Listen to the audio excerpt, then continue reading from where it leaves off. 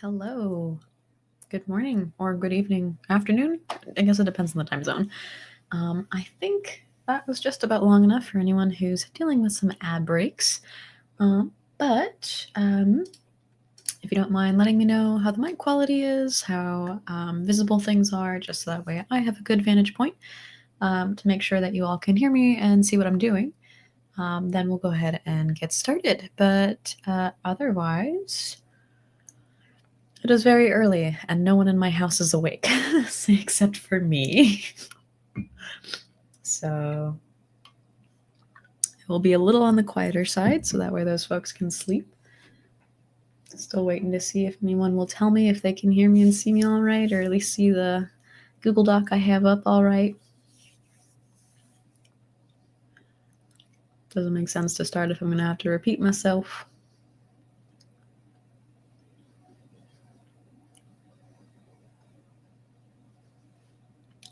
On the other hand, no one's complaining, so logically, should be fine.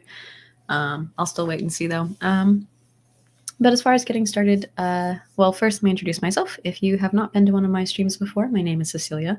I'm a coach here at Major League Hacking, and I do a lot of very explainy stuff and lightweight tutorial stuff compared to other coaches, which is fine. That's just, I enjoy teaching. And my hope is that for this like portfolio track, I know there's at least two other coaches doing portfolios, that you'll get a chance to have another way to do a portfolio depending on your constraints, your ability, what you're interested in. The goal was just give people a lot of different variety. When I initially came up with it, I didn't realize people were doing portfolios, but it makes perfect sense because it is career week. And so, as for some background, last stream was, I believe, yesterday afternoon. I can't remember if it was afternoon or evening or whatever. But what we did yesterday was, it was very explaining heavy. Today will be a little more hands-on. We were doing a lot of setup to get Ruby installed, which varies per operating system, as you can see from my notes. We looked into how to choose a Jekyll theme, because the way that this works, this portfolio that I'm approaching, leverages GitHub pages and some static website builders. So there's a couple different options out there. I guess there's something like Hugo. I learned about that yesterday. There's also Gatsby, which is React-based, and then there's Jekyll, which is more templating, Python-esque based, even though it runs in Ruby. And so if you watch yesterday's stream on YouTube, you'll see that I'm like things to a lot of other languages and frameworks and ways that we tend to do things, just to start building those connections in your mind if you're familiar with them. But like I said, we went through a number of things. We talked about why you should do a portfolio, why you might choose Jekyll, and I'll give you a quick run through of that. As for why you might choose Jekyll, it might be that you are too busy to spin up your own portfolio using React or whatever framework you prefer, or you might be even intimidated by those things. And so Jekyll kind of speedruns a little bit of that by doing all the styling, by going and finding a theme. The styling part is done. You can pick your colors at that point, and just fill in what you need to do. You don't need to know HTML and CSS to actually run this. You just need to know Markdown, which arguably is a little simpler, depending on your preferences. If you decide that you want to do something blog-based, Jekyll is also great for that, because there's a lot of themes out there that let you use blog setups. And then depending on how you choose to represent yourself, it might be even good for tutorials if you want to run them. So all that to say, Jekyll's pretty versatile, as is most every other static website generator. I just found Jekyll interesting and a good place to start, partially because I'm going to be doing a Ruby project on my own, and so I figured, why not? Let's get familiar with Ruby. Let's do this in the workshop. Maybe other people might appreciate it. From my understanding from a mentor, Ruby seems to be like a really nice way to spin up initial prototype projects, particularly when you have database relationships that you want to set up that you know ahead of time. Yeah, so continuing on with what we did yesterday, we set up our environment, we played around with the default theme, and then we looked into what themes are out there. And again, depending on your needs, there could be a theme for you. There's a bunch of different blogs and portfolio and personal website setups. But if you're an academic like I am, you might be curious about the more academic side of things, the academic layout, which let you show your publications, projects, etc., which I'm going back in industry, so not quite relevant for me, but I do know folks that I work with are not programming savvy. And so I can see them really benefiting from something like Jekyll, because then they only have to learn Markdown and let them do the rest. There's a little bit of figuring out, command line stuff, but gets you most of the way there. And then, so for part 2, that's today. Part 2 will be filling in Hacker McHacker's needs, wants, and skills to demonstrate how you might go through the Jekyll theme that I picked yesterday. Once I got it set up, how to, what's it called? How to go through and fill in things that you might need, whether you use ChatGPT or you have something predetermined. Then we'll go into filling in like work experience, your resume, that kind of stuff, or your CV, depending on where you're from. And then we have a bonus bit that apparently with Jekyll, you get access to GitHub metadata. So if you don't want to personally go through and write all those projects, maybe you can have GitHub do it for you through their gem. And so we'll talk a lot more about GitHub metadata, what it is, how you can use it, and then some caveats to consider being rate limiting, because the GitHub API does have some rate limits depending on if you use authentication. Not super intuitive how you're using that. But that will be our part 2. And I did finally fill in our part 3. Seems like there's a lot of extra benefits to the theme that I picked. And so my hope is that we'll go through and see what else can you do with it. And then we'll close out with custom domain setup and GitHub pages. So that way you can host it for free on GitHub, which I think, I'm not sure if the other coaches are doing it, but I would hope so, because it is a very nice resource to have, given that you have free access. Cool. Lots of people are joining in. I'm not sure what you mean by spell that. Oh, you got it. Cool. Yes, we will be doing a bit of coding today, but not quite. We're doing Markdown. So it's like half coding. We'll be doing a lot of filling in the gaps. Is there anything else? Nope, that's pretty much it. Okay, cool. Let me blow my nose really quick because my allergies are bad today. But in the meantime, if you happen to have your stuff set up, maybe you can start adding your theme if you didn't already. Take that moment to check in. Let me also go grab our check-in link in case you didn't get a chance to do that. You can take the opportunity while I, again, deal with my allergies. BRB.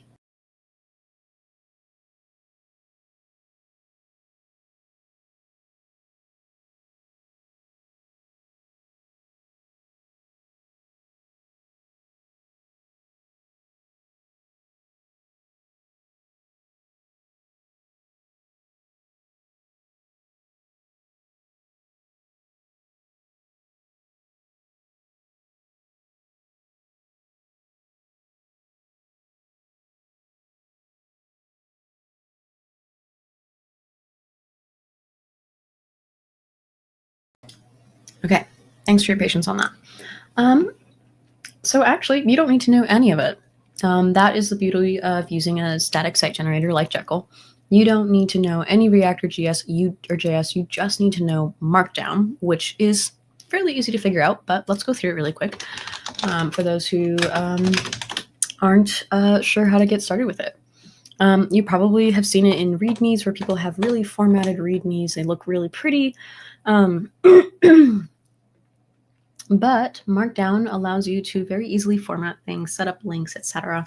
And this is how you can write your blog posts. This is how you can set up your projects, all sorts of stuff where you can see that these little hashtags, the pound symbols, introduce different levels of headers. So if you're familiar with HTML, you might know like header 1 might be a single pound. Header 2 is 2 pounds, and so on and so forth. And so let's see. Is there a quick tutorial? I just want the basic syntax. There we go. Okay, cool. So as you can see, what we are familiar with might be header 1 if you do know HTML. If you don't, this is a great opportunity to start seeing how things connect, where you can see heading level 1 is going to be your biggest header. Not quite your title, but pretty close to it. And you can go down to different header levels up to 6. Then maybe you want to do alternative ways of doing it. I would not suggest doing it unless you want to do it for visibility purposes. But I think that honestly, just the pound symbols are sufficient. But people have different ways of doing things, especially when they want to like separate things very visually instead of just like the pound symbols. But most text editors will usually highlight things as long as you have a markdown interpreter. And you can see that it's starting to tell us like, oh, make sure you add a space between any key symbols, so that way you don't accidentally end up with things that don't quite look right, where you have to separate your headings with blank lines in between, both before and after. When you're using paragraphs, you might use the P tag or the P reference, whereas you don't even have to do that with Markdown. It's just intuitive. And so you can see, of course, best practices, super nice. Let me go ahead and share this for folks who aren't familiar with Markdown, so that way they can go ahead and go through it. This would be really just good to favorite, honestly. This is how you can, again, write your READMEs, work on your Jekyll portfolio if you decide to go through with making a portfolio in a static content generator like Jekyll that does use Markdown. There are plenty of other places, probably. I'm just not aware of them up front. But these are the two most popular places I use them. So another way that you might use Jekyll is if you're writing documentation, particularly on a library that you want people to use. Markdown has a lot of stuff for library base, which actually even Jekyll's own website appropriately is built using Jekyll. So there's more what's it called? Best practices, but then you have emphasis by making things bold or italics. Again, another way to look at this is like, oh, hey, like I already know how to use Discord's like shortcuts to format my text. This is very similar where you might be doing the same thing of adding asterisks or underscores. I don't know if the crossout works, but generally, as again, you can see best practices for compatibility, etc. So it specifically converts it to HTML. Jekyll also has CSS files. I believe they use either Sass or CSS. It does kind of depend on the library.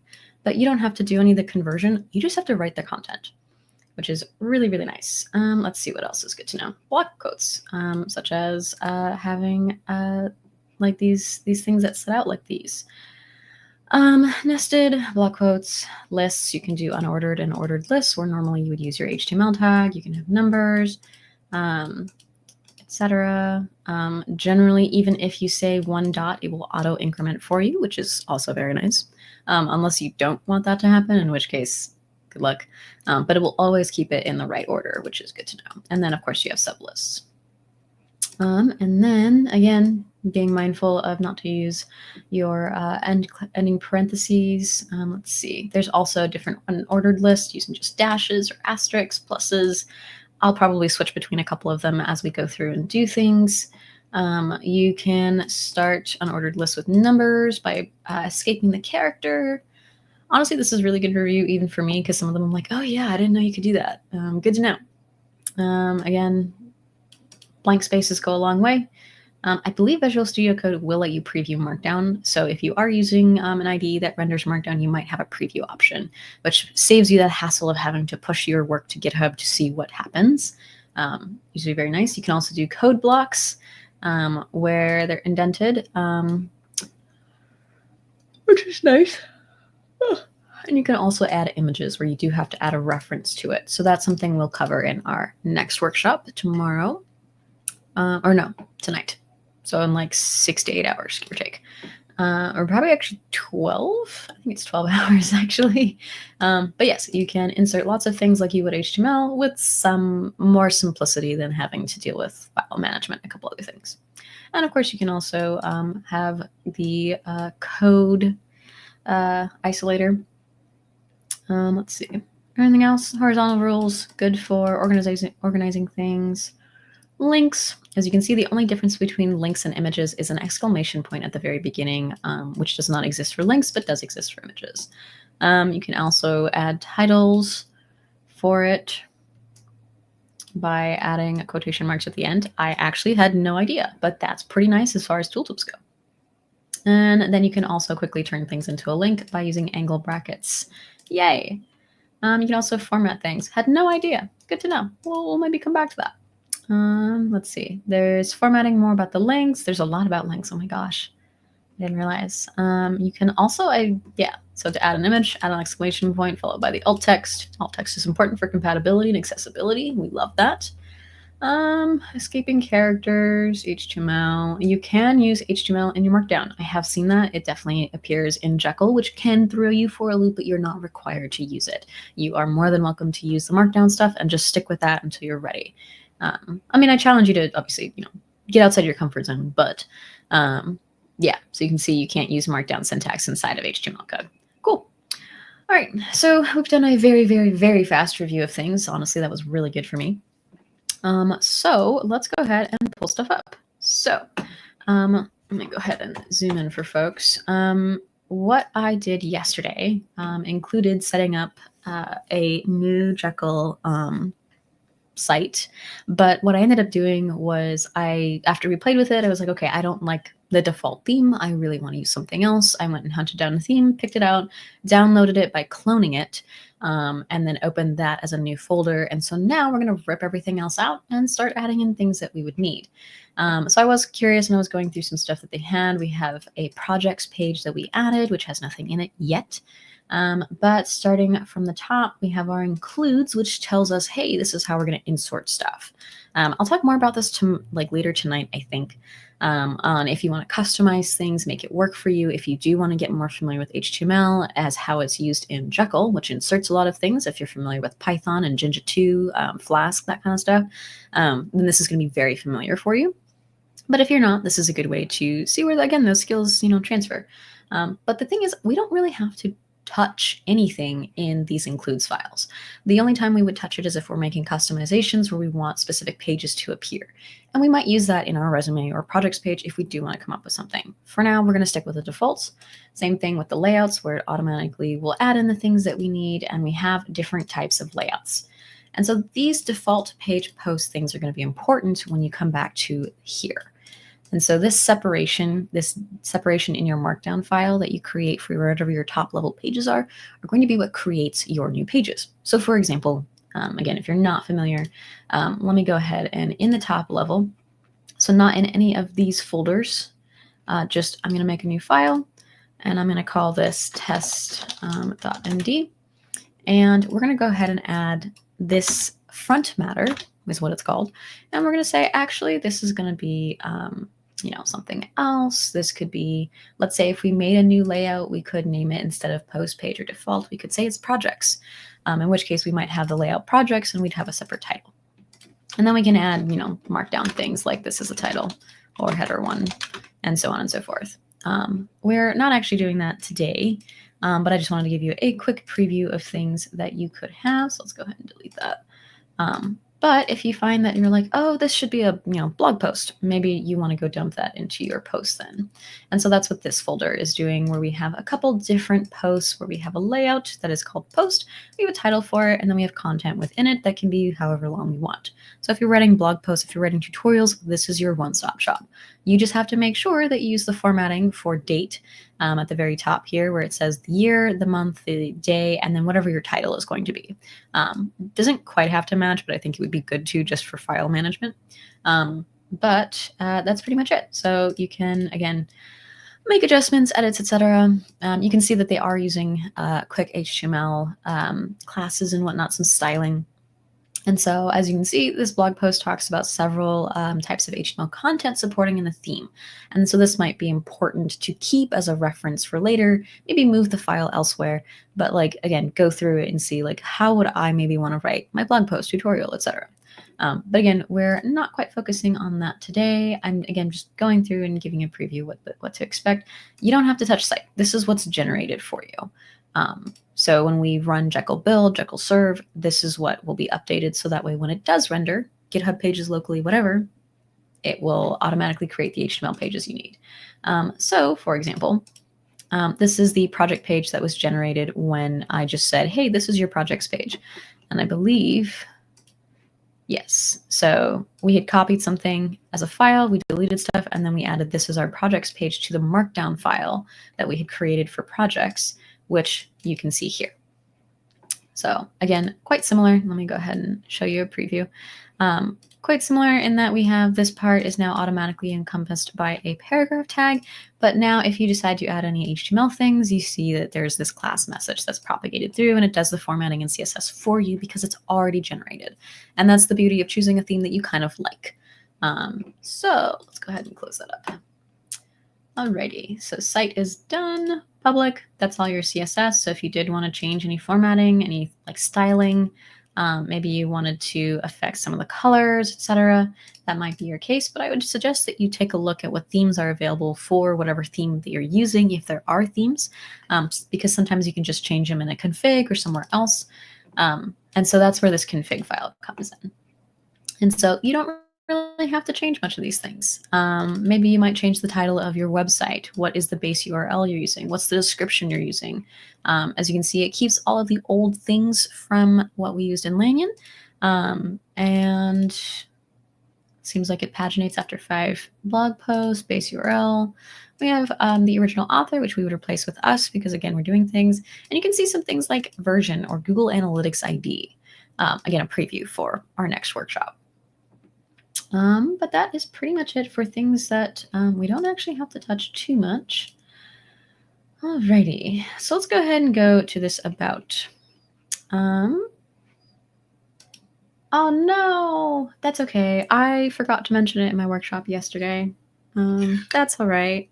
That's okay. We have 3 streams with me today that we can mention peanut butter. Also, don't mind me eating breakfast. Cool. All right. So this about page is going to stay because we should have a brief about us. It would be good to tell people a quick sentence of who you are and what you do. So we're going to go ahead and delete this. And what are some things that you might want to know? So as a quick note, let's go ahead and start, notes to ourselves so we can construct what we want our about page to be. Again, unordered list that I'm doing for right now, being that I'm like, oh, well, I need to have a 1-sentence summary. And this is something I could get from my resume, which I do have a 1-sentence summary on my resume. Some people will, instead of their 1-sentence summary, will do 1 sentence, what position are you looking for? And so again, my case is I actually have 1 sentence combining both, which makes it very clear of what I can do and what I'm looking for. So we might consider combining those things or keeping them separate until we're able to. Then we also kind of want our name somewhere, everywhere. So we should add that. And then what else are we probably going to need in our about? We might need a little more information perhaps about our schooling, our graduation date, our degree, maybe the classes we've taken. And maybe this could be a section somewhere else. But let's go ahead and say education, skills, and what else did I had just mentioned? Education, skills. Some people put interests. I'm not going to because I think it's weird. When it comes to skills, this is a thing that I've noticed that I actually want to call out. Way back when I was doing a portfolio review of a lot of different portfolios that I was finding on the internet, I saw some people making like numerical ways to represent their skill level, which I don't. Like just arbitrary graphs or like colored pictograms or diagrams or whatever, like, 1 bar out of 5 bars or 3 bars out of 5 bars. Don't do that. It's very subjective to interpret those kinds of ratings. Instead, use language like very experienced with X number of years, or even like Y number of projects, to better encapsulate your experience rather than just an arbitrary diagram that gives you a scale of 1 to 5 or 1 to 10. Numbers on their own hold no meaning. And it really bothered me to see these skill diagrams like that, or like, yeah, it wasn't, it's not that it's, no, it is bad. It is bad because it's poor design and it's meaningless. And what your experience level, what your perceived experience level might be, may not be an actually good experience level, or you might be even underselling yourself. So it's better instead to use like real facts, real data to demonstrate your stuff. So you might say, I have X years experience in blah, or I have Y projects in specific language. And that would be, or maybe you might even filter your projects based on skills and, like amount of the language that is used in the repository, just as a better way to show proof of your experience, show proof of what you've done. So like I said, this is a bit of like kind of coding, but not really because it's markdown, but more so about how to present yourself online. So let's construct Hacker McHacker, right? So we want a header that's going to be about Hacker McHacker. And again, keeping that line between headers so we don't get that weirdness. Let me actually show you. There is a way to, can I like open preview? Yeah. So I can preview what's going on here, which is super nice because now I can just like add things like hello and it will auto render it for me, which is super nice. Okay, but so let's make our one sentence summary. So Hacker McHackerface is going to be someone who is good at making portfolios. And so our one sentence summary might be they are an experienced portfolio designer.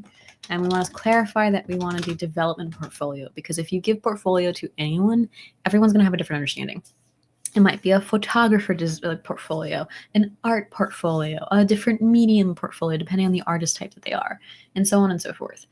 So we want to say they're an experienced development portfolio designer, and has X years of experience in Jekyll themes. Creating Jekyll themes. And so that's a very clear sentence. Not the best English, but now we have an idea of who they are. We now know, like, all right, we know they're experienced in Jekyll themes. What do they want? And so seeking full-time remote position starting January in designing libraries, documentation, and related themes, Let's say in static website generation. So we have now a second sentence that it's like, all right, if I was a recruiter looking through, I might be like, do we have a job opening for this person because they want to do theme work? Whether it's in Jekyll, Hugo, Gatsby, or whatever else. Maybe they even want to make their own. Who knows? So now we have two sentences already. So not too bad. And now we can go ahead and cross these off. What we could do is have, again, a list. We could have a second thing that says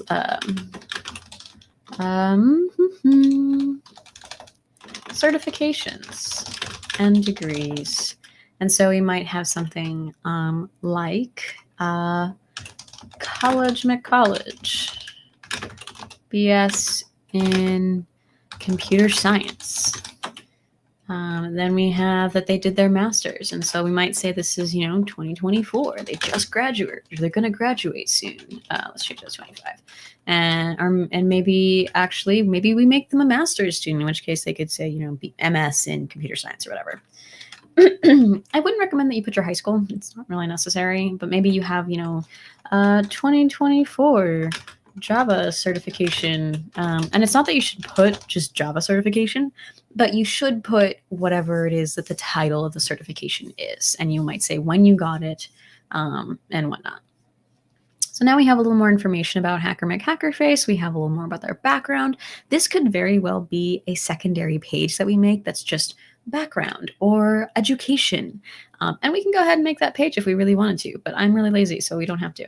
And then we have the skills thing. Given that they're just graduating, chances are they feel like they have a lot of different skills, or they have different experiences with different libraries and technologies and languages. So as a result, maybe they make a new page. So let's go ahead and do that really fast.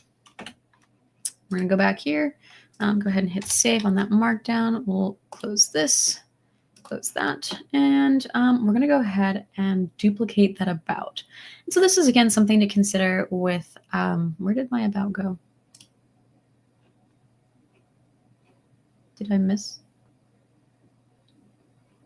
Where the heck am I? Like, oh no, I'm just, apparently I can't see yellow.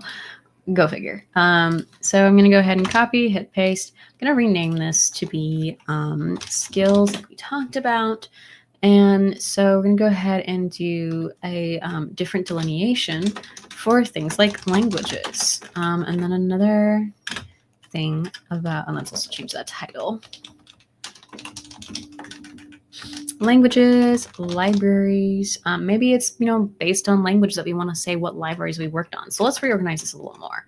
And so let's say we have Java, and then we have libraries, and then we have testing, because maybe there's specific testing frameworks that we prefer to use. And we're also experienced in Python.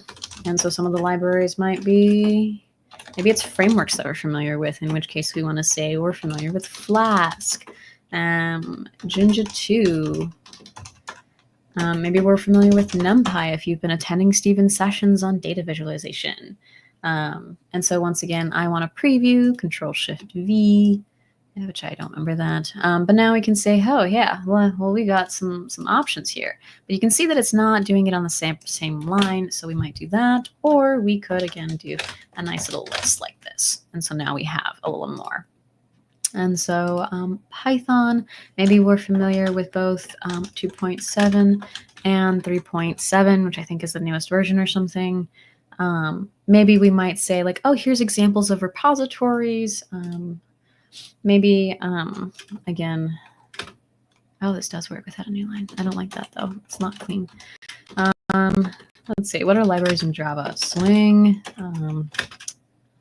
Apache Spark, I think? No. I think Apache something. I never remember. But the point is there's lots of different things that we could do to showcase, again, our skill set. So I'm not going to fully fill this out because, again, I wanted to showcase how you might convey your information. This is not the best way to do this. In fact, I might even say, like, maybe you have your skills list or your classes taken list in your resume. I would throw that into ChatGPT and start questioning, like, okay, how would I display, reorganize what I know into something that is meaningful that people can read, and see what ChatGPT comes up with. Because maybe it's not going to be organized by language. Maybe it'll be organized by library intent. Like Swing is a UI library, but Flask and Django are like static website content. General Django isn't, but static website servers, etc. That's hosted. Very similar. Whereas this NumPy is more for like data calculations and mathematics. And so you might reorganize things based on different skill sets or groups of skill sets, such as front-end design, and you might say language library, especially if someone's not familiar with it, or a recruiter who's looking at it. And my child is here, Peanut. She has arrived. I think it's because she's had breakfast now. Yeah, so there's different ways you can organize things. This is not the end-all be-all, but this is a great way to start figuring out what you know, where you know it, and why. And the reason I put library for Java is like there's things like JUnit. I think it's 4 or 5 now. I don't remember. But the point is there's lots of different ways that you can convey your information. Okay, so we have arbitrary stuff down for HackerMakeHackerface. Let's see how it looks like in context. And so we're going to go ahead and do Jekyll serve. Well, let's build actually really quick. I'm pretty sure it'll serve and build if I just run Jekyll serve, but for my sanity, I just want to run Jekyll build just to make sure it's good. So by running Jekyll serve, now I have something that will actually work. Let me also fix the tabbing that I have going on. All right, let's go ahead and open that up. All right, we have not adjusted these blog post things or this introduction here, but we have started to add things to our sidebar. This is not related. These need to be removed and stuff, but we have our about, which tells us more. Now it's kind of redundant to have about HackerMakeHackerface. So we might instead go back to our about and go ahead and remove that. Let's go ahead and hit save, refresh, and now we have about HackerMakeHackerface. But let's go ahead and go back to this config so I can show you something. HackerMakeHackerface. Forgot to add a space. portfolio. And let's go ahead and hit save. And you'll know that this won't update because it is not. And we need to restart the server to do that, because anything changed in the config file, we'd have to change. So our URL might be hackermcbase.com, right? That might not actually be the URL. It might be whatever custom domain you have. Maybe you want to change this description. Let's see. They have some link stuff in here. That's cute. We're getting rid of it, and we're just saying portfolio made by hacker based off Lanyon. And so we're giving credit in this regard. And so again, we'll have, you know, hackerface.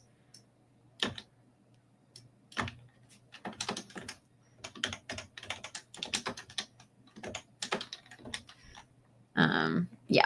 All right. Let's go ahead and rebuild. See what's changed. Go ahead and refresh, and voila. Now we have hackerface devfolio. Goes back to our home page. Awesome. This is not zoomed in enough for people to see. But now we have our about. We can get rid of hackerface in that about now. So we don't need it. Let's hit save. Let's see what this looks like now. Now it says, you know, they're doing all this stuff. We have our certification and degrees. And this does look actually very clean now. Where we have, if we did it from most recent to oldest, where we could have 2025, our current degree plus our whatever GPA. Then we have whatever certifications that we've made, etc. And so it's very easy to give a timeline of your history right here, right there, which is awesome. And then coming back to our projects, we haven't done anything. And then we have skills. As you can see, this looks gross. This is gross with a capital G. So again, throw that into ChatGPT where you might have skill sets that you want to demonstrate in different ways. Don't use arbitrary numbers to say, I'm 3 out of 5 experienced, because that doesn't mean anything to anyone. In fact, it means completely different things. Not worth it. So play with that, see what makes sense. It might even be that instead of having a skills page, you have an interest page, you have a work history page, and so that might be the next thing we do. I want to figure out how to get rid of those download pages. It might be actually in that sidebar. Yeah, so because I'm like, hey, I want to get rid of that download, the GitHub project stuff, but maybe there might be stuff that I want to replace here that I want to take its place. And so instead, I might add a sidebar nav item that's maybe social media or contact information, which, did we have contact information? We just have the copyright. We have the version. We have our brief description, portfolio made by hacker based off pool Lanyon. Okay, so that's where that description ended up being. But let's see, do we have any social media down here? Yeah, we have older and newer blog posts. So it seems like this is a blog post first portfolio, which is fine. Like, that might be a great way to showcase yourself. But yeah, let's go ahead and adjust. Cool. So we have the sidebar item, and this has the site time and date. We might put our social media icons here. We might swap this stuff to be our GitHub repo, in which case we'll leave this as it is, and we'll come talk about this in about 20-ish minutes, I'd say. But let's see. There's a site version download. We can delete that. And then we have our GitHub project. Maybe we want this to be our GitHub. Maybe we don't need a current version, but let's see. What else could we put? Like, what makes sense to put here, I guess. We'll comment this out for now, just to keep the formatting in case we need it for later. Let's go check that sidebar again. And as you can see, now we've gotten rid of that download. We can say, hey, this is our GitHub. Go ahead and open our GitHub, whatever. But now we start to clean up that tab. And so again, we can change this to be links to our, social media and so on and so forth. Let's go see if there's a link thing that I can reference. No, but yeah, here's a comment where it says, here's how it generates the nav of pages, see README for usage, assigns pages, blah, blah, blah, blah, blah. Cool. All right, so we've ignored that. We're closing about. We've updated this stuff. What is it that we were going to do next? Was it projects? Let me go check the cheat sheet. All right, we have a quick summary. We did not do work experience or resume. Okay, so let's take a hint from that about page where we started to do our certifications and documents, or we're going to duplicate this. Oopsie daisy, I wanted to copy. Paste, and we're going to name this resume. And then we're going to change this to resume. We could also name it like work history or something.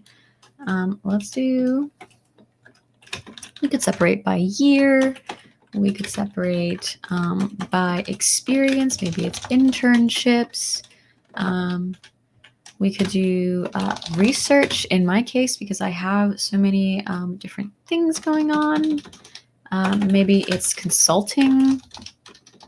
So depending on how, again, you want to organize things, it could be by year. It could be internships. It could be you use a special tag for it, in which case you might use specific formatting to indicate whether something is an internship versus research versus consulting versus a class project, what have you.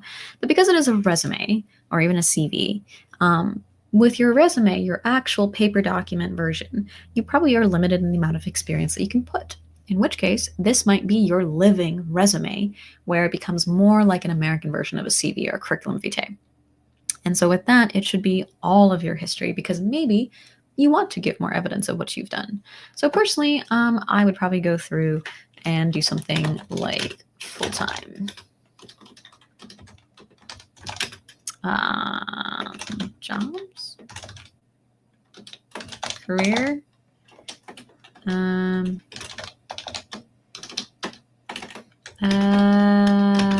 I'm riffing. Hang on. Academic career.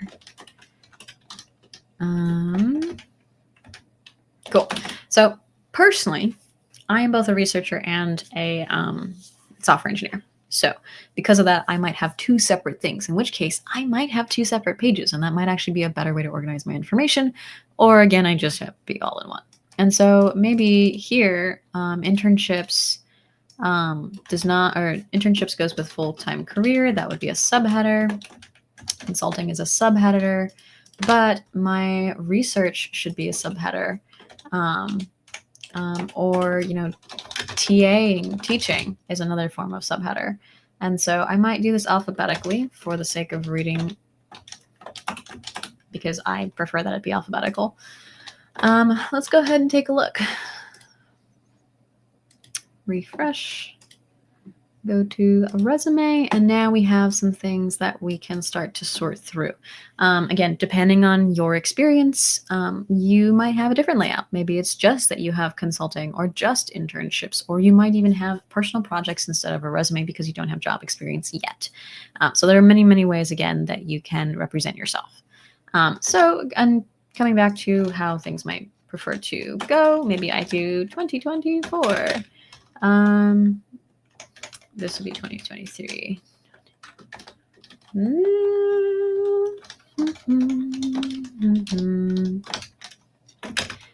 Blah.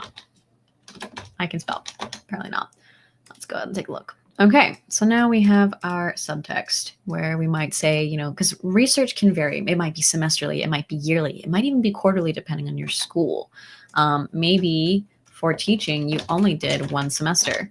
And so you want to say, let's say it's ABC 101, one sentence description here. And so again, having that pre-written stuff either on your resume or on your LinkedIn will help you here, because then you just copy paste, go, go, go. And then, 2 years time, you're like, oh, I want to switch jobs. Let me go quickly update my portfolio. And it's that simple, which is so nice. Instead of let me redesign my whole portfolio around the fact that things have changed. I have different interests. Just add to it. And so consulting might be that you have, instead it's like a company. And it was, let's say it was 2024 and you had company ABC and you worked on something that doesn't violate your NDA if you had to sign an NDA, versus you had a, summer 2023 internship at company. Maybe you had a fall internship at company B. And so I've saved, and now we have this timeline starting. But you'll notice that the formatting is completely different per section. And I did that on purpose to show you that there are many different ways that you can represent your information. It just depends on how you want to show it. But I would, again, be very clear that it's important that you make it consistent. So pick what works for you. Pick what makes sense, and also don't inundate your recruiters or whoever's looking at your website with too much information. They should be able to find what they need very quickly. And so again, this is where, because I have 2 careers, if I were to be Hacker McHackForFace or be an exemplar, I might have 2 separate pages for my different careers. I might have my academic career and then my industry career or something, or I might have social sciences versus engineering. And so as you can see, like, I also do consulting. I've had internships, but I haven't had a full-time job yet, like not officially. I might add in that, like, technically me being an MLH coach is a different kind of career where it's more about developer relations. So depending on my interest, my nonprofit interest, etc., that might be a completely separate page or a new section, or maybe there's another way to organize this in Markdown that I'm not aware of. So again, I would make sure that you're considering how you want to display your information and does it make sense. Ask your friends to review your stuff and say, hey, does this make sense? Am I underselling myself? Am I overselling myself? Am I, what's it called? I lost my train of thought. But the point is, ask for advice, ask for feedback. It will help make your website that much better. When I finished making my portfolio, the first thing I did was I bragged to my friends and I'm like, look, I made my portfolio, but also go break it, because I want it to work. And because I did it, homespun up and everything, there was some stuff that broke and I need to fix it still. But the lovely thing about Jekyll is that all you need to worry about is the content. You just need to update what your, how you're organizing things, what pages things should be on. Maybe you want to swap the focuses, whatever it may be. Pick a theme that works for you, pick an organization that works for you, and then stick to it. But it makes it very easy to transfer your stuff over because it's still the same pages. You could basically copy your page with its markdown and then paste it into a brand new theme or change the theme somehow, and it will automatically swap, which is, again, very nice, especially if you're like, I just don't like this theme anymore. Instead of having to rewrite your whole website, you just change the theme or you just move files in. So much less hectic and crazy than like home spinning it up. Okay. Let's see. What else do we have? Again, we've done some garbage version, but enough to, again, get the point across. If you can do all sorts of different things. Let's talk about projects. There are many ways that people will showcase what they've worked on. Some people will show people everything they've worked on. Some people will only show you like their top 3 projects or their top 5 projects. Some people just won't show anything at all. There are a long list of ways to do things, again, and the answer will always be it depends. So what might work for you? It could be that you go through and you manually update this page with project name that you want to display, project description that you want to use, a link to the GitHub, a try it out link if you have it hosted somewhere and deployed somewhere or referenced somewhere, and so on. And there's all sorts of different information you could use, like even like, oh, like here's the code that I used. Here's the languages that I used, blah, blah, blah. That can get exhausting. Unless you're like, oh, I only want the top 5, and you already know what those top 5 are, in which case, super easy to do it. Just plop the information in and good to go. But what if you're like, well, maybe the top 5 most recent projects are the one that I always want displayed on my website. In which case, it's pretty manual to go through and say, okay, let's go dump out the last project, go add the new one. And so depending on the frequency that you make your projects, which as a hacker might be very frequently or might be once a year, depending on the events that you attend. For me, it's like once a month because I'm usually making brand new projects for like MLH Global Hack Week, in which case, of course, I have new stuff all the time. However, I don't have the time to go through and be like, oh, let me go update my website to showcase what I've recently worked on. That's exhausting. So there's ways around it. So first I'm going to show you how to do a layout, plain text, markdown, however you want to do it. as if you were to do that, because that is a valid option. And then we'll be at the hour mark, in which case then I can start showing you this GitHub metadata stuff and how we can automate some of that to make our life just a slight bit easier. But it does mean you will have no idea what's on your website at any given time, depending on, I think, when you last deployed, maybe? I'm actually not sure. That's something I want to Google, but that's for later. But before I get into that, I'm going to take a bite of my breakfast because I'm hungry.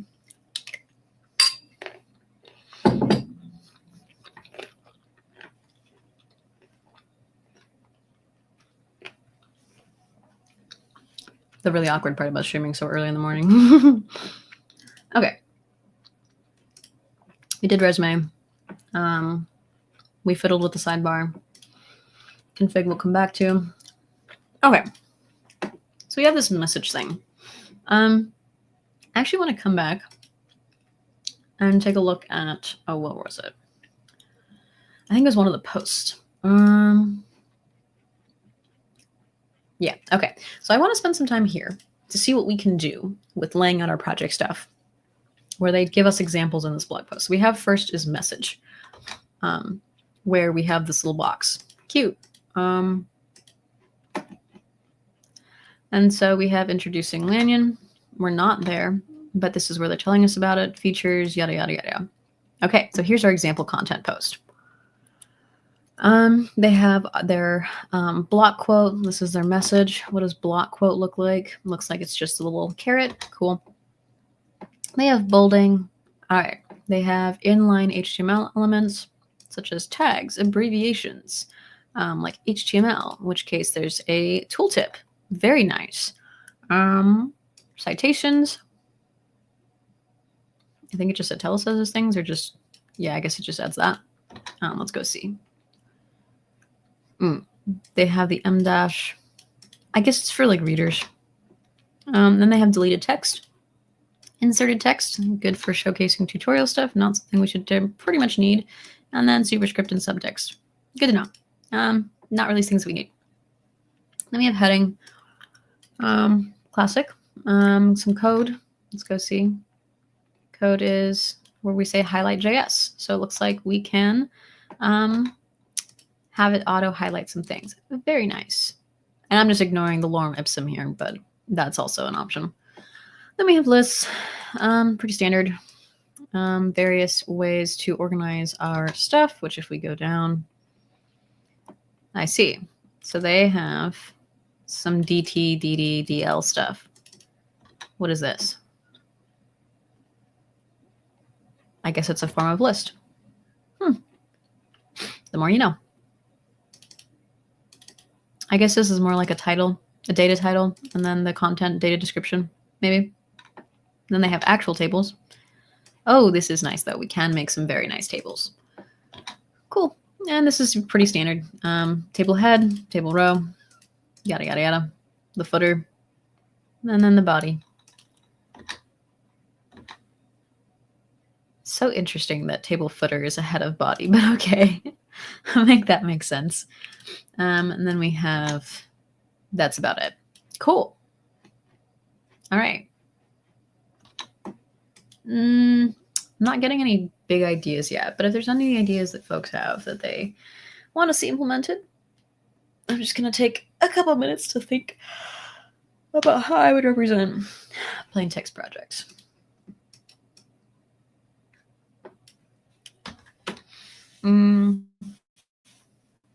We've done a lot of timeline-based things where we've showcased like our history of education, our resume, that kind of stuff. And while I like the idea of the timeline, I think there's a point of overusing it, and I think we should have something refreshing from our projects. What makes sense? So sometimes what I'll see people do is they'll make like cards or some kind of way to distinguish things and separate things where that HR rule might come into effect. Let me go ahead and open the preview. Oh, gosh.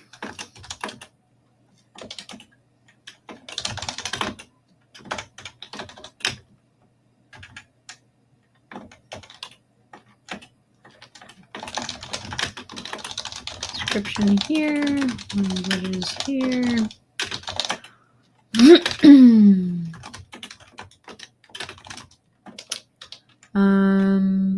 What else would we want?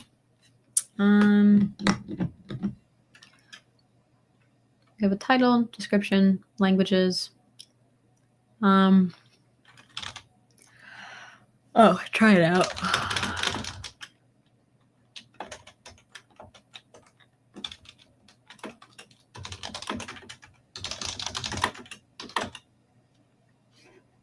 Cool. So we have a basic template for a project.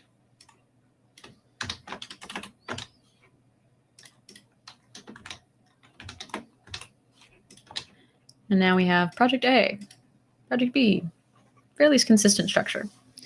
Not the worst. I'm not the happiest about it. Let's go to projects and see how it looks.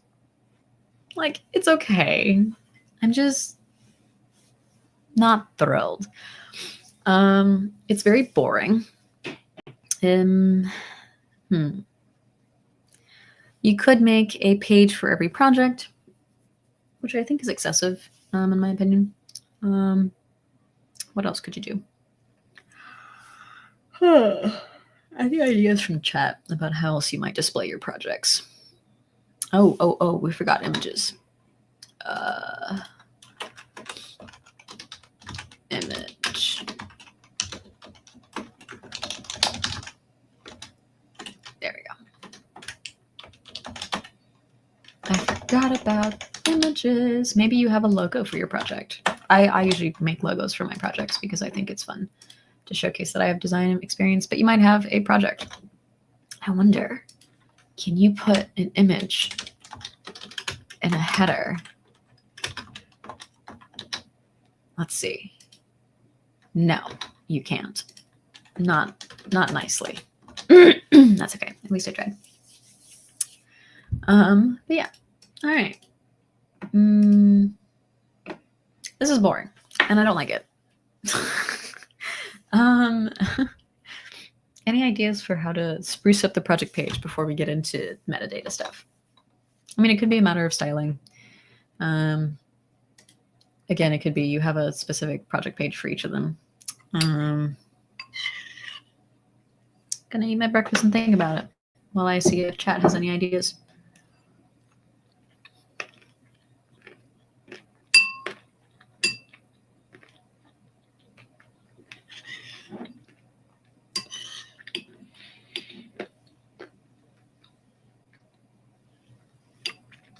Just in time for my internet connection to go out. Yay. We love that. Maybe it'll come back.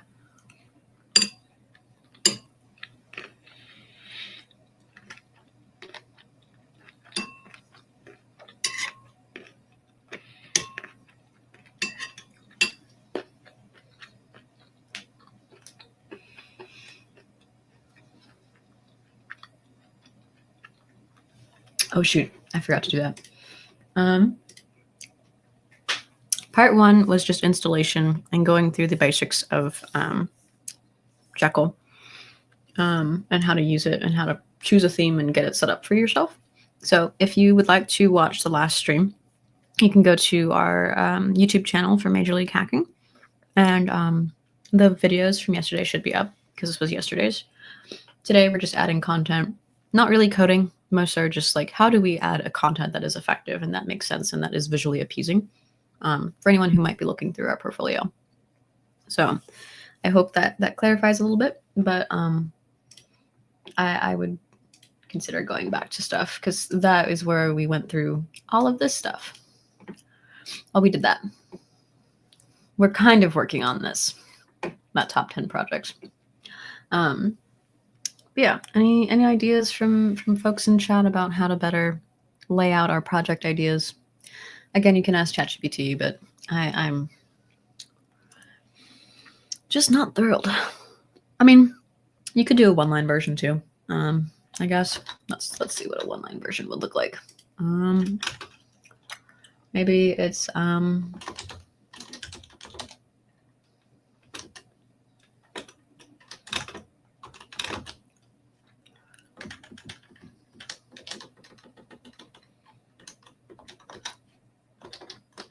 I mean, that's cleaner, I guess.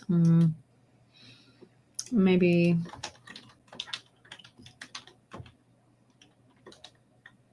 Maybe this is, ooh, what if? Can we do this?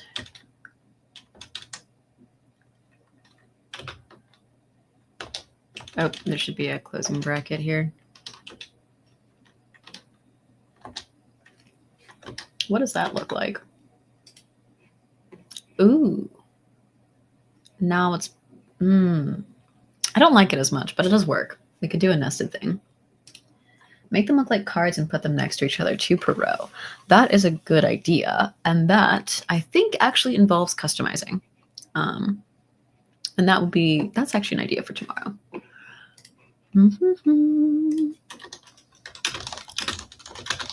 2-card layout for projects page. Or not tomorrow, shoot, today. I keep thinking that it's tomorrow, but it's in like 8 hours. Or like 10 hours or however many hours. Yeah, we'll come back to that.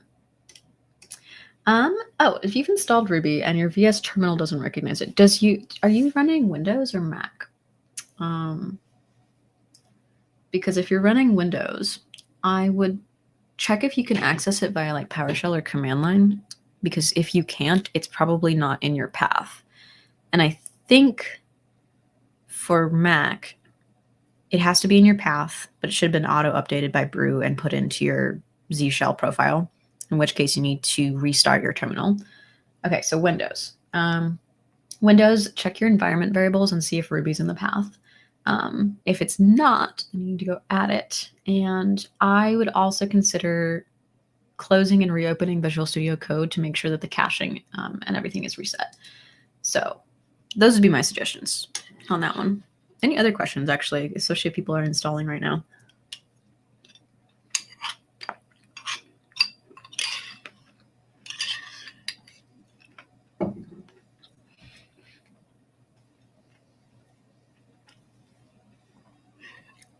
Gives me an excuse to eat more of my breakfast, actually.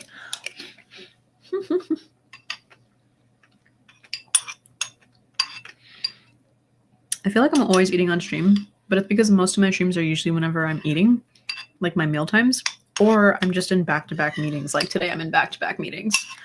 Like I have stream, meeting, meeting, and then stream again. So, doesn't seem to be any other questions, although I do welcome them, so that way I can jump over to those real quick.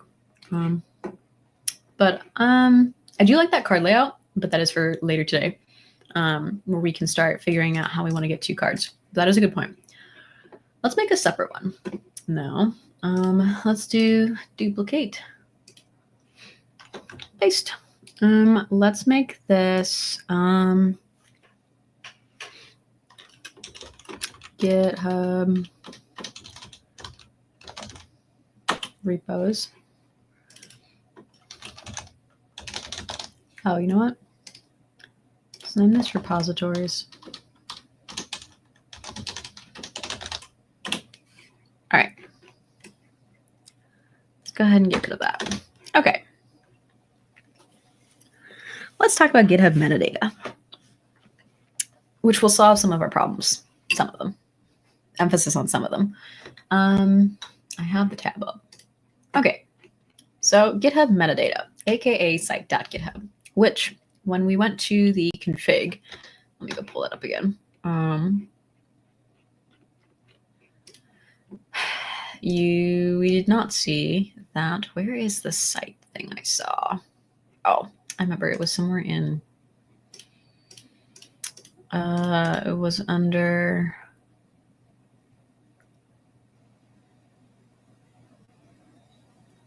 was it public? No. Nope. Where the heck was this?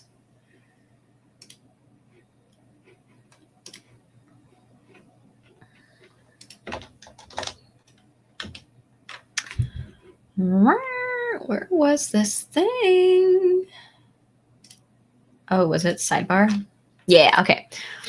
So I left this uncommented in the sidebar HTML file, site.github.repo. We're going to change that. But that's what this is. It's GitHub metadata. And what it does is it gives us information not only about the current repository that it's in, but possibly also the other repositories we have in our profile. However, this is impacted by what our remote is. So let me go ahead and close this. Yes, go ahead and close. Let me open a git bash. All right, let's go look at our dash view. Cool. So right now, because I cloned things and then opened the folder and did stuff, this all points to the originating repository that I cloned to. But what I should do is change these remotes to push or to fetch and push from whatever my repository ends up being. I do have something named Portfolio or something like that, so we'll change that later. But I wanted to make that very clear that if you're going to use this to automatically populate things, then you're gonna need to change those remotes. That way we'll actually give you the appropriate things that you want to use and not just the pool Lanyon stuff. So sets a whole bunch of different stuff. That's great. We don't care too much about that, but we do want the usage. And so you can add it by just installing things and also by adding this. So let's go do that. So in our config, we're going to go add this gem, which again is important that you have the right, what's it called? The right Ruby version, because I believe anything before 3.3, to my understanding, does not use these plugins. I don't know why some of them have quotations and some of them don't, but I'm not going to question it. We do need to go install this, so let's go copy that gem install. Let's go back to our command line. Go ahead and install that. It's probably going to yell at us. Probably didn't like the quotations. Maybe it just doesn't work on Windows. Okay, well, gem does work. Lovely.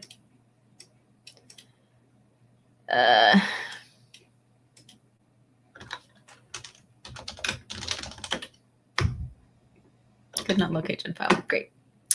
So I did actually get this working on my MacBook. Windows build is failing, so I should have read that and actually processed what that meant, which means we're not going to be able to do this on my desktop. So let me go log in on my laptop so I can pull it up.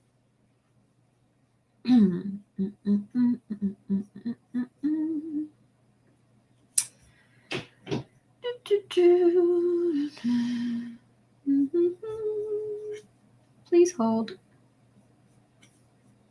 I want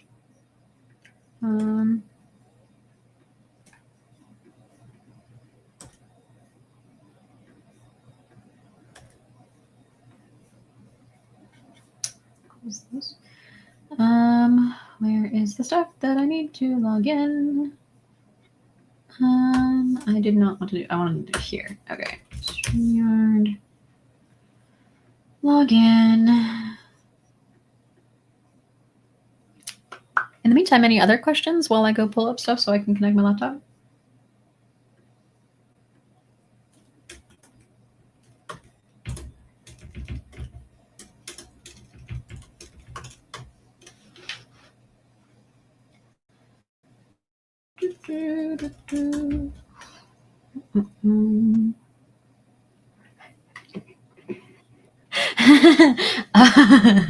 That's funny.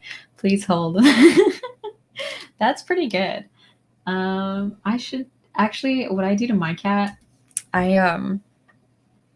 whenever she's doing something that she very much should not be doing, I'm like, ma'am, we don't do this in this household.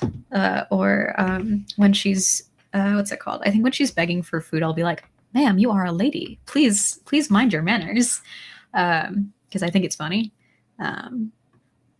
But she has the daintiest mews anyway, so she is being really polite about it. And you see her little paws stretch up. Almost there.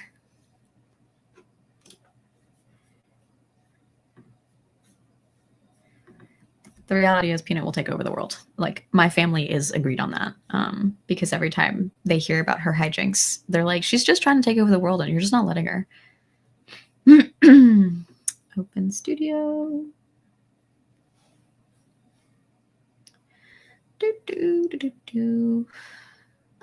Let's go ahead and allow. Ooh, I have to restart things.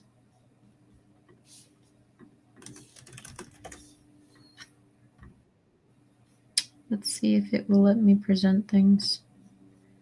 Open system settings. I replaced my laptop, so I have to redo some settings on this. This is why I don't stream on my... Yeah, it's fine. You can restart Chrome. You can restart Chrome. I'm not happy about that, but that hurts the Cecilia. All right. Please reopen my tabs. Thank you. It's logging in still.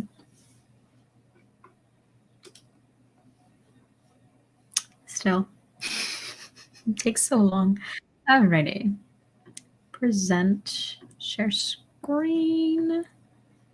I wanted to show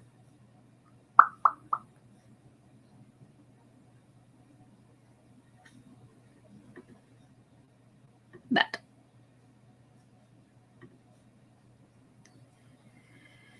Alrighty, cool. Well, let's go zoom in. Alrighty. And then let me expand this so people can see this. Okay, cool. So this obviously does not have the things that we were doing. It doesn't have any of the updates. It does, however, have GitHub metadata, where I pretty much just following the instructions that I originally had on my screen, where it was like gem Jekyll GitHub metadata, adding it to your config, and then running bundle install. Then it worked, basically. And so something I will briefly come back to, which you can't see my notes, but I can, is there's something to be aware of with GitHub's API. And using GitHub API, you don't actually have to sign in. So running this on its own, I ran into a fun thing called rate limiting, which is that in it querying all of my repositories, which is what this is going to do, with, I believe, where is the example that I had?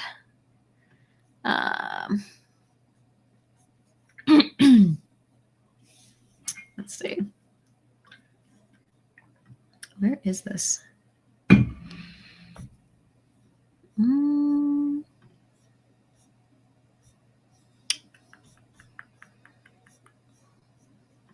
My files are not organized for streaming on my laptop. I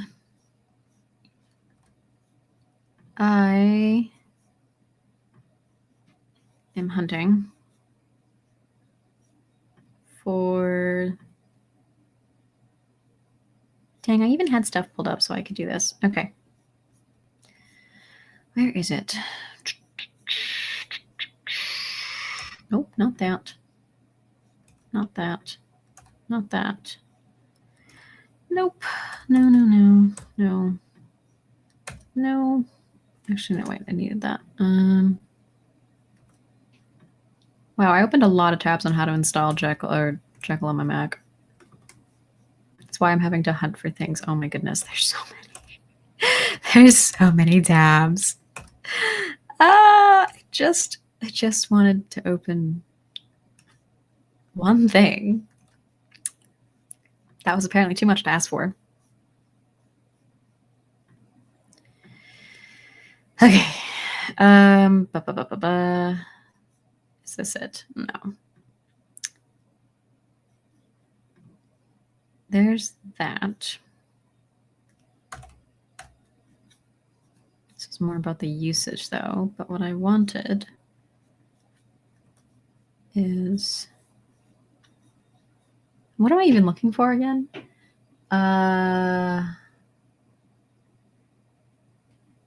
Projects. Rate limits. That's what it is. Oh, it's, you know why? It's because it's on my desktop. Here it is. All right, let me very quickly swap screens. So, did all this job, great. In the documentation about how to use it, they have this little for loop, very nice. They have all sorts of available things we can pick from. That's great. Let's talk about authentication. So there's a couple different ways you can authenticate yourself to use the GitHub API, but there is a limit, and there are, where is the limit? Is there going to be where's a link somewhere? There's not a link on this page. We love that. Configuration. Overrides. Not helpful. Fantastic. Okay, well, while I was running things to test everything out for today, I ran into a rate limit issue where apparently when I am not using an authentication token, such as this website describes, you will run into a limit of how many times you can query the GitHub API. But if you use an API key or a token, you are able to surpass some of those uses, though you will run into the next wall, which I'm really trying not to do. This is kind of the downside of the metadata bit, is that when you pull for it, if you have a ton of repos, it's going to be gross. And it's going to tell you, hey, you've reached your authentication limit if you're not using a GitHub token. So as far as doing it on your PC, Windows, great idea. No idea, given the fact that the Windows build is currently failing. However, given that I have a MacBook, I am able to run it there, where I was able to just do a gem install and things were okay. So Windows, I'm not super sure, which kind of sucks, because it should just install and work, because I am running the same versions of Ruby. I actually thought it was the MacBook that was going to give me issues. I didn't expect it to be Windows, but here we are. But then again, it did say that Windows has less support.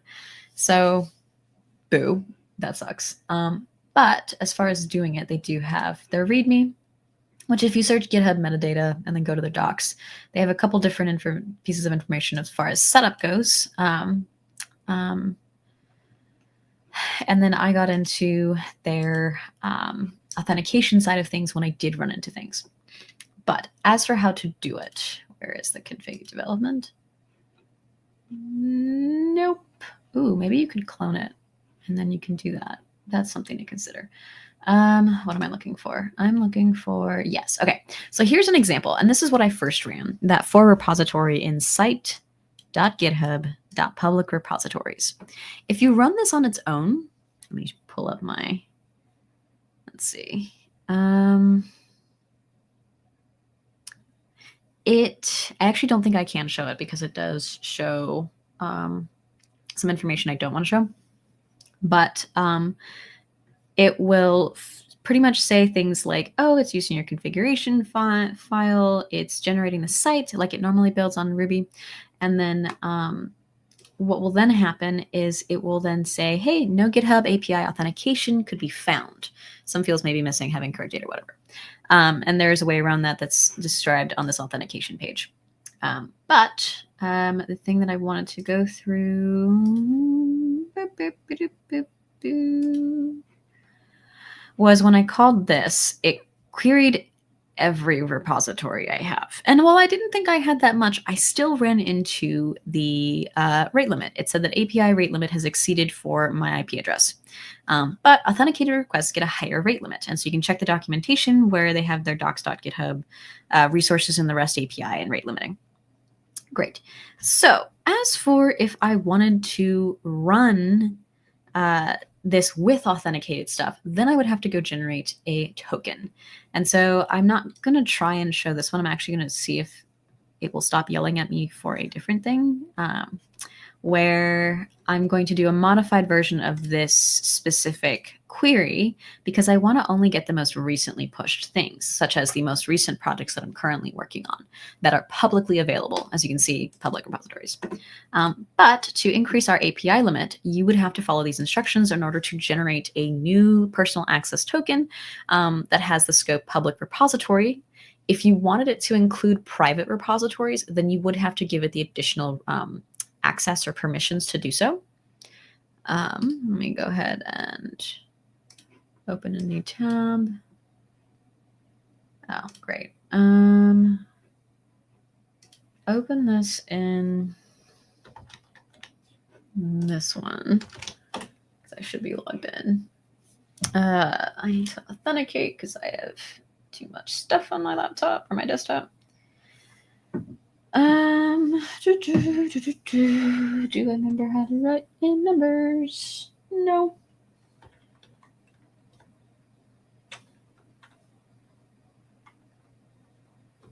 Okay, cool. So personal access token. When I click the link and sign in, I can name the token like any days. I can change the expiration date on the token, which could be good. But all I would need to really check is that public repo. However, let's say I wanted to have access to other things. Let's see if it's in here. There's supposed to be a private repo. Oh, yes. So if we, let's say instead I'm like, oh, I'm fine with my private repos being made visible. I could instead select repo, which would allow me full access and visibility to things, even if I don't necessarily want things. For my instances, I only ever really want my public repos accessible, getting the metadata for it, etc. In which case, that's the only thing I really need to check off. Great. So I would generate the token, copy that token, and then, which would be down here. So I would generate my token. I already have a token that's going to expire soon, so I'm using that. But let's go ahead and close that. And so once I've gotten it, you're going to copy that token. So as you can see, the instructions then tell you there are a couple different ways to pass it to your program. Normally, you might just have your environment file or your netrc file in this case that it will call for it and run it. I ended up doing it this way with this first one, where I wanted to set the GitHub token when I build and serve the Jekyll page. And so you can see that they're running the command Jekyll GitHub token equals whatever the token is. And then I just ran Jekyll serve. And because of that, I was then able to, let's see if I can go open it in my laptop. Present, screen, window. Actually, did it render in here? Oh.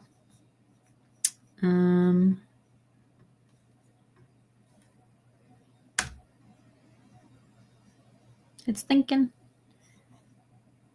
I have some modified code in here, so I don't actually think it's going to work, but we're going to try. It is going to take a bit, though. It takes an annoyingly long time for it to generate things, and I think that's because it is grabbing the repositories now that it has access to them through the token that I'm doing, which I can't show just yet, but I'm waiting for the servers to start so I can show this tab.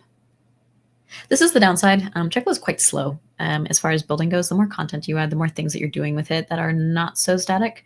It does take some time, which is why I was using the preview function in Visual Studio Code, so that way I could. Yes, great, cool. Let's go move this and close that.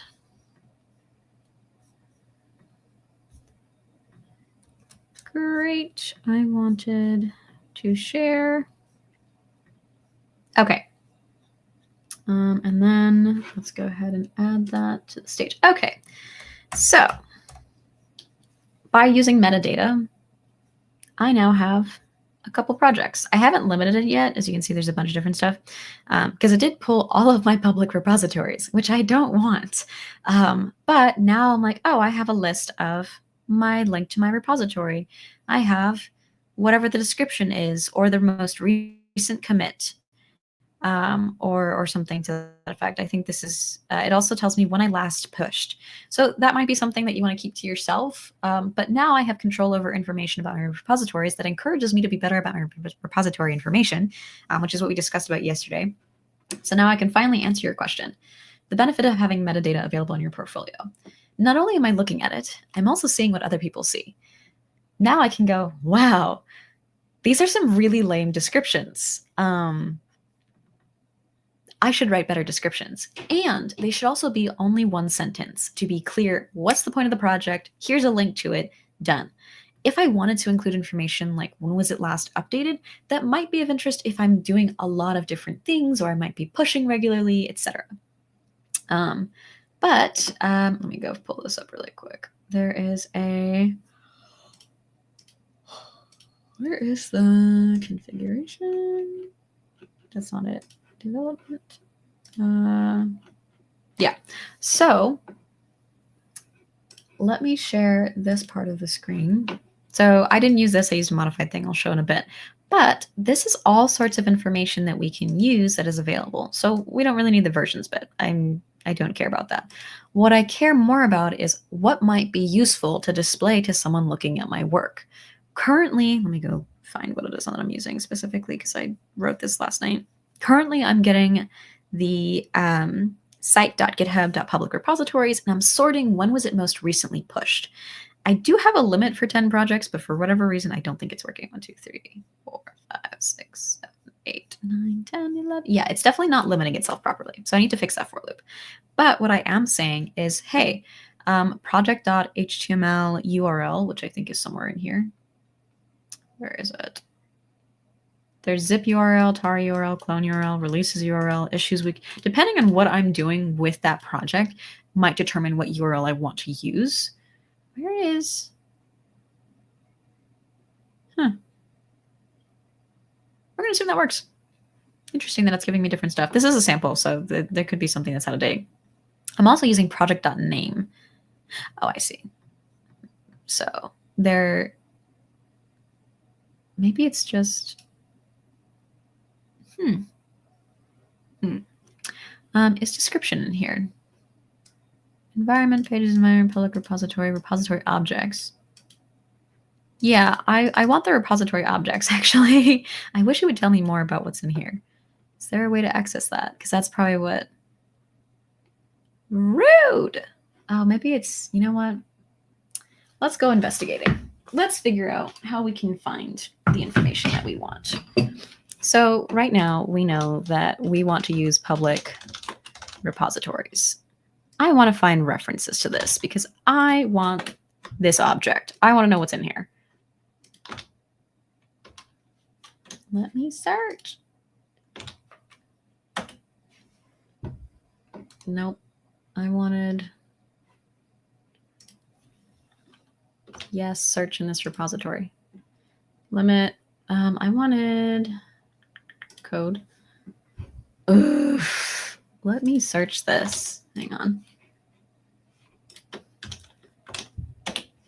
I'm just using a different profile. Okay. So, we have the owner, blah, blah, blah. I want what's in the object. Specification, correct releases, metadata. Show me more information about how you decide. Okay, that's not helpful. That's okay. Let's go back. Let's go hunting. I want to find... This is workflow, docs, library, Jekyll metadata, owner, repository. Repository info. Aha. Okay. So now we know what the heck is in this repository object. Should have just done that first. Okay. So looks like we can get the license, the language, the description, which is what we're already doing in my version of the code that I'll show briefly. Whether or not it's been downloaded, whether it's private, archived, disabled, the URL. Let's see if there's that HTML.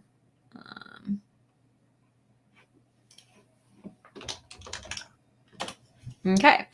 Looks like we've got a couple things that are defined. So if we scroll back up, that might be our objects. There's a lot of information. Okay, so we have information about it, the pages info, info operations, display name, metadata about the owner. We don't really want that. The cloning URL if you wanted someone to try it out, or perhaps maybe you want a CNAME, which I think was later. Contributors if you wanted to make mention and link to other people who have worked with you. Default. Okay, so there's a CNAME. So one of my repositories has a CNAME where I might want to say in the try it out link, use the CNAME if it exists. Otherwise, you should probably use the HTML URL to the direct GitHub, which I don't do that yet, but I very much should. URL without past. How many people are stargazing have started your repo? How many people have forked your repo? This could be different ways to sort your information, by the way. So that might be valuable to you depending on how your contributions go, whether it's that you're making libraries that you're like, show me my top 5 starred libraries, or that you are making a bunch of different projects and you want to show the most recent things that you've created. Maybe there's other ways that you want to do it. Like maybe you have things that people have forked because you're using a template that everybody likes, in which case you want to show the most popular templates, so on and so forth. So combining this information with Jekyll's internal templating, you can optimize what it is that you want to show without having to do the work yourself. But in a sense, you're also creating more work for yourself. So like make that of what you will. So let me show you what I currently have that partially works, which you briefly saw, but present, share screen, window, and then let's go ahead and add. Okay. So what you can see in this projects page is that I've assigned recent projects to a variable, which is how we're going to do it in Jekyll. And I'm taking the site.github public repository. So I have to get everything, which is why authentication is really useful when you're doing that. I'm sorting it by what has been most recently pushed that. Instead of maybe pushed at, I could do stargazers count, or I think it's just stargazers maybe. Maybe I want to do it by forks count, and so on and so forth. And so I've also reversed what it's doing to get the most recent things. The problem is this limit thing is not quite working, so ignore that one. It should work. I don't know why it's not working. It's a fix for later. But then I iterate through as I would in a Jinja template. For every project in recent projects, I want to get some information. And so once again, you're seeing that I'm using some HTML code in that project's markdown file. And so it's getting the HTML URL.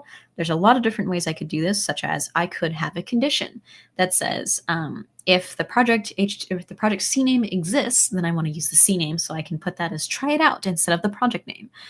Or maybe I want a separate thing that is a separate link. So maybe we copy this. We make this header 4 because I want this to be a subpart of it. And maybe instead of this, try it out. And the project description, if there is one available, which incentivizes you to write better project descriptions, which mine are garbage. And maybe I don't want the last updated information, but I can just delete that. Okay, so let's do that if statement. I want to, what is this? Jekyll if statements. There's a specific way to do it that I'm forgetting. Conditional logic for Jekyll. And that's just what I'm Googling right now because I'm like, I don't remember how to do it. I remember how to do it in Jinja, but okay.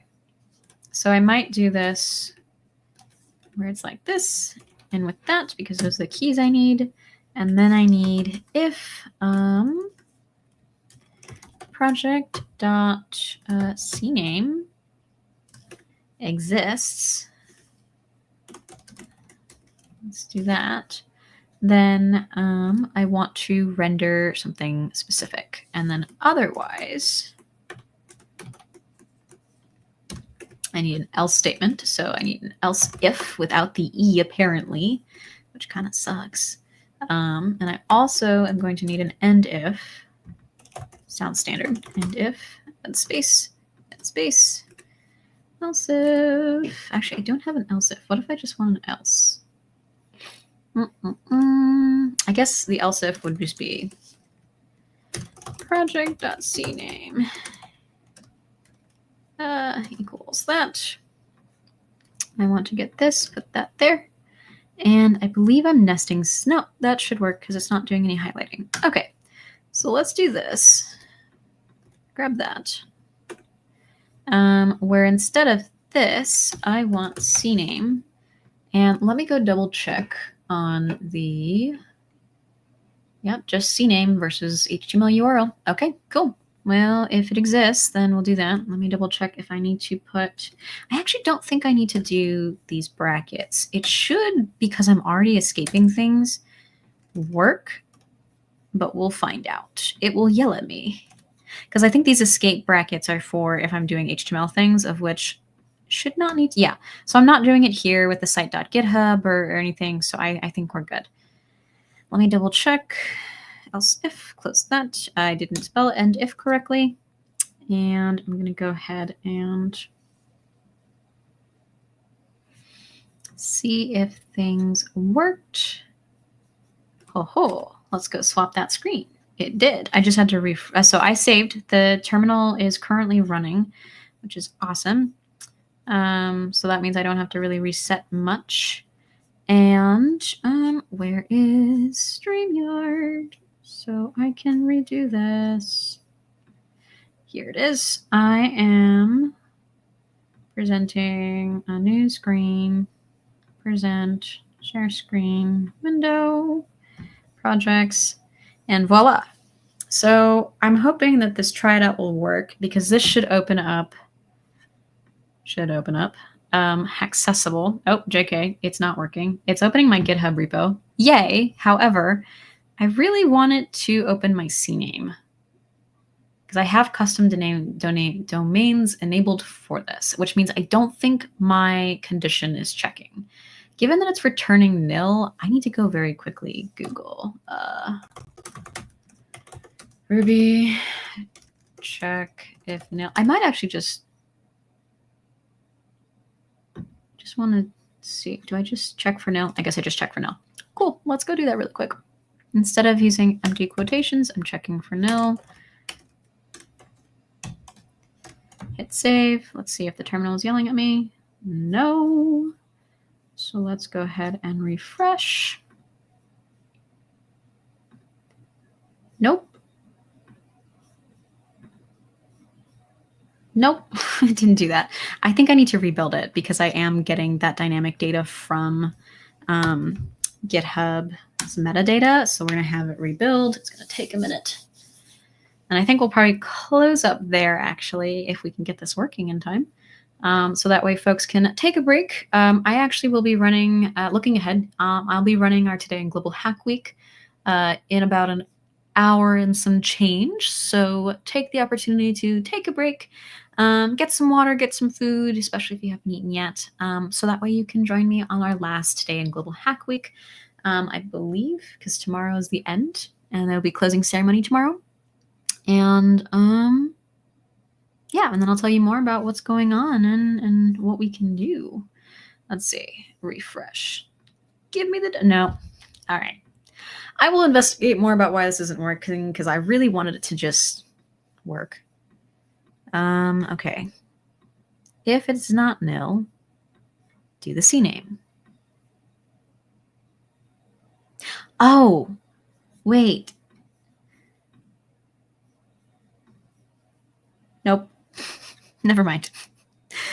I did the wrong condition. Derp, derp, derp, derp. A plus me. I do, in fact, know how to read. I know I'm not showing it, but I chose the wrong header. Like a silly goose. Alrighty. Okay. This should be CNAME. That can be deleted. All right. If project CNAME is not nil, do the project CNAME, do try it out. If project CNAME does equal nil, then do the try it out HTML URL. And then just for the sake of checking, and then checking for nil, just one more time to sanity check. I think it's actually, is it that?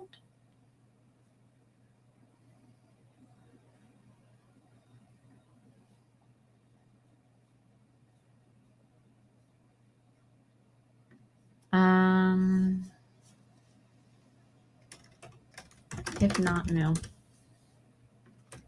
I've never actually used nil before.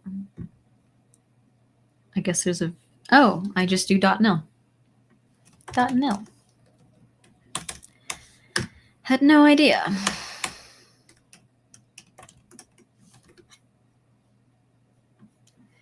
if object is nil, how do can I do an else? It's probably going to yell at me. I just want this to work. I'm curious now. Okay, if it is nil,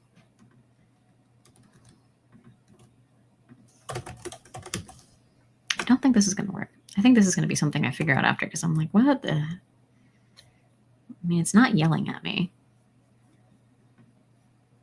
Did I stop it? Nope, I didn't. So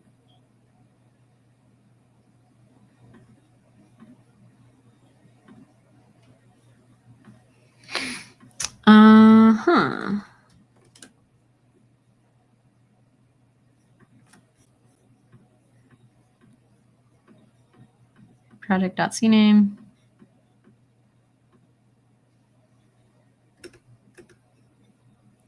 Let's do swapping this really quick. I know, again, you can't see. I'm just making tiny adjustments. Refresh. Ugh, it's not working. Okay, that's a problem for future me. Great, it's fine. We tried. We tried. All right, so what we've changed so far is that accessible, and I'm just playing with the portfolio. It should link to GitHub. Obviously, there's nothing in there yet. This should be a different link, which it's not. This has an actual CNAME. Let's see if it'll, what's it called? Accessible.halcyon. So this will pull up a web page I did a while ago for a Global Hack Week.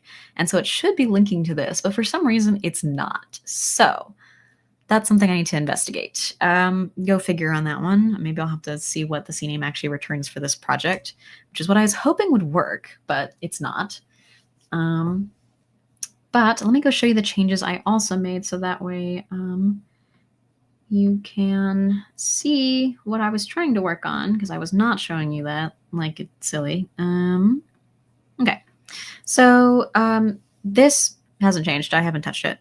But this kind of did, because originally I was doing an if statement around this, and that's not what I needed. I needed to do an if statement around this header 4, where specifically I'm checking if the CNAME is nil, then if it's not nil, I think, because it should return false if it's not nil, then I want the reference to the project CNAME. But if it is, then it will give me the original GitHub link, or the HTML URL. And so it should still render try it out, of course. And so that obviously is not working. So that's something I need to investigate, just because I'm actually not familiar with .nil. So that's something I will have to see. Because I know that custom domains is enabled if I go and look at right here. I wasn't even showing the screen, gosh. So this is what I was referencing, that it will return nil unless pages custom domains is enabled, which I know it is for at least one of them, in which case it should just give me this information, but it seems like it's not working. And I didn't actually show the code itself. So the CNAME shouldn't route to the repo. Like if you yourself were to go in and type accessible.halcyon.dev, you would also have access to the website and not my repository. So for some reason, I think this check is wrong, and I need to fix that check and what I'm actually getting. And I need to see what it's returning to actually get that information. But let's try one more time. Yeah, there we go. Now the code is showing. So this did not change. I was accidentally doing the condition around there, which is not what I wanted. And what I did change is I added this condition here, or specifically these, where I was checking for CNAME being nil. And then obviously if it's not nil, then return the CNAME. If not, then give me the GitHub repo, which it keeps defaulting to this. I think it's just that my nil check is wrong, and I have never done nil checks before. So, and not in Ruby for that matter, because this is my first time working with Ruby, or my first few times working with Ruby, and I've never gotten to the point of working with nil. So I have learned a thing today, incompletely, but I will continue investigating. But as for, like I said, upcoming today in Global Hack Week with me, where I'll announce everything else that's going on today, I did not explain. I mentioned this, but I didn't showcase this because I thought it would work on Windows, and I didn't even get it to work. So we talked about this. I did add this to the MacBook. I mentioned this kind of, and we do have repositories showcasing things. So later today, for our third part of our workshop, the last pieces will be going into, let's say you want comments on your blog posts, in which case we'll need to add some things and what it takes to do that. If you want Google Analytics on what people are posting, particularly if you are doing blogging, maybe you're looking at what recruiters are picking up or not, or other people who are looking where and what part of your website. If you want to add social media to your sidebar, images to your sidebar, and then we'll get into styling and those custom layout cards to see if we can't get some stuff done. Depending on how much time I have between my meetings will determine whether or not we do this. But to close it all off, we'll be pushing our stuff to that JPortfolio repo so I can showcase how you would set up your custom domain and get GitHub pages working, which again, go figure on the fact that the CNAME stuff is not working for metadata. So some downsides. You do have to do some programming if you do want to go this route. The manual route, of course, is writing your own project stuff, no pressure. But if you do want to go about it in a more something that you can generate way, then GitHub metadata, presuming it works. But yeah, so with that, I'm going to go ahead and drop off so I can prep for my next meeting. Thank you all for joining. I know it was quite early for some of you and it's getting to be late for others. But yeah, join me for today in Global Hack Week, where we find out more about what's going on, or this afternoon/evening for my last workshop on Tech Together, or GitHub metadata and Jekyll. Oh my gosh, it's early and I can tell. Cool. With that, bye everyone.